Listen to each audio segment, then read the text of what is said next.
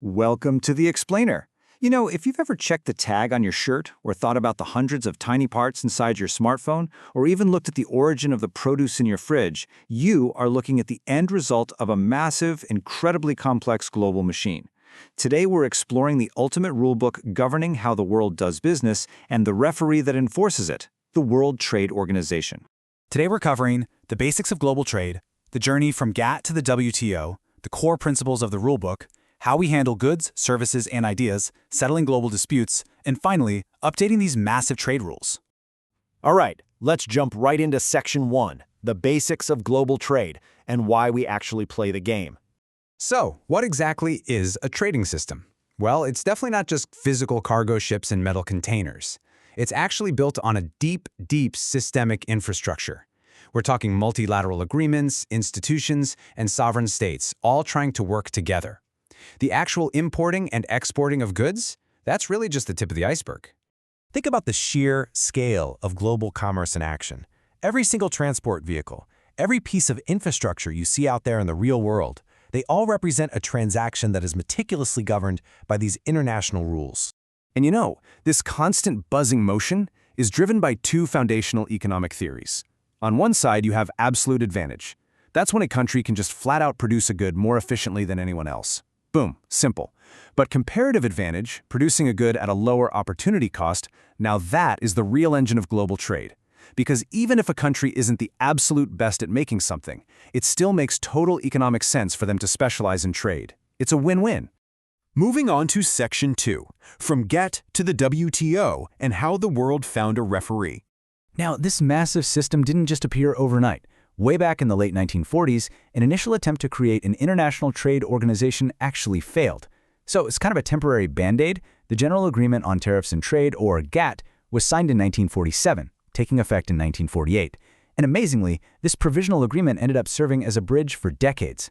It guided global trade through some huge negotiation rounds, like the Tokyo Round in the 70s, which tackled non-tariff barriers, all the way to the massive Uruguay Round starting in 1986. And that finally culminated in the creation of the modern WTO in 1995.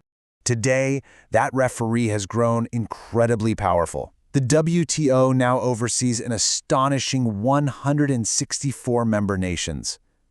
To put that crazy number into perspective, those members represent a massive 98% of all global trade. 98%. It is, without a doubt, the absolute center of global commerce. Section 3, Principles of the Rulebook and Playing Fair. So, how do we ensure global trade isn't just a chaotic free-for-all? Well, the WTO pushes to free up trade by constantly negotiating down tariffs. It also demands predictability and transparency, which is absolutely huge for preventing sudden market shocks. It actively discourages unfair practices, things like export subsidies or dumping goods below cost, and it aims to encourage broader economic reform and development across the globe. But the most crucial principle here is non-discrimination, and it operates on two distinct levels. First up is the most favored nations rule, which basically means you can't play favorites between your trading partners. Treat one well, you gotta treat them all well. Second is national treatment. This means once a foreign good enters your market, you cannot treat it any worse than your own domestically produced goods. It instantly levels the playing field.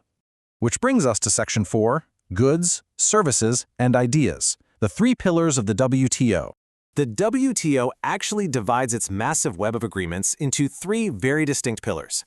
You've got your traditional goods trade that covers physical products, agriculture, and health standards. Then there's services trade, handling all those intangible sectors like finance, education, and tourism. And finally, intellectual property. This one is all about protecting trade-related ideas like copyrights and patents across international borders. Let's decode a little bit of jargon regarding that middle pillar, services. The WTO breaks this down into four specific modes. Step 1 is simply cross-border trade. Step 2 is consumption abroad. Think tourism. Step 3 is commercial presence, which is like a domestic bank opening up a branch in a foreign country. And Step 4 is what they call the movement of natural persons. That's just a fancy way of saying people physically traveling across borders for temporary work. So, it's a very comprehensive web. And for that ideas pillar, the WTO sets strict, globally recognized lifespans for protection. For instance, copyrights last for the author's entire life plus 60 years. Patents for new inventions, they lock in 20 years of exclusivity. Trademarks for brands get 10 years from the time of filing. The rules even protect geographical indicators. You know how champagne can literally only come from that one specific region in France? Yeah, that's this rule in action. It ensures that innovation and reputation are rewarded globally, not just locally. Section 5. Settling global trade disputes, or as I like to call it, the referee's whistle. So what happens when a player actually breaks these intricate rules? Well, a highly structured step-by-step process kicks in. Step 1 is always encouraging friendly consultation between members to try and settle things privately. But if that fails, Step 2 sets up a formal panel to adjudicate the dispute. Step 3 allows for appeals through an appellate body. And finally, Step 4 is implementation. If the losing party just straight up refuses to implement the ruling, the WTO can authorize some incredibly severe economic countermeasures. The real engine behind all this enforcement is a totally unique rule called reverse consensus. Now, in traditional international bodies, any one single country can usually veto a decision, but under reverse consensus, a panel's ruling is automatically adopted unless every single member country votes against it. No single rule breaker can just block a panel's findings to save themselves. It's a real game changer that gives the WTO actual teeth. All right, our final section, Section 6, updating the trade rules and leveling the field.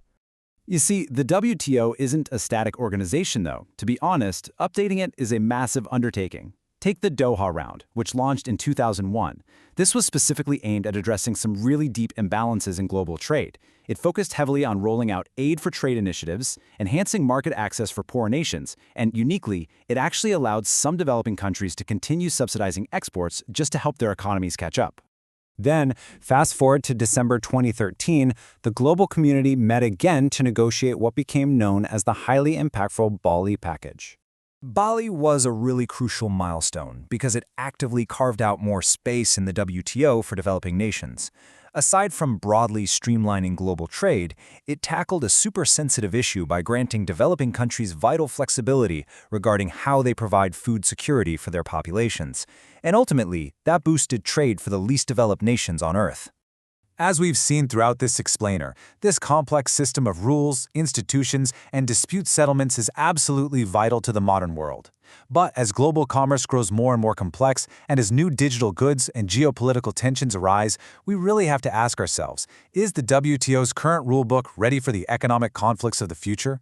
How it adapts is literally going to shape the next century of global trade.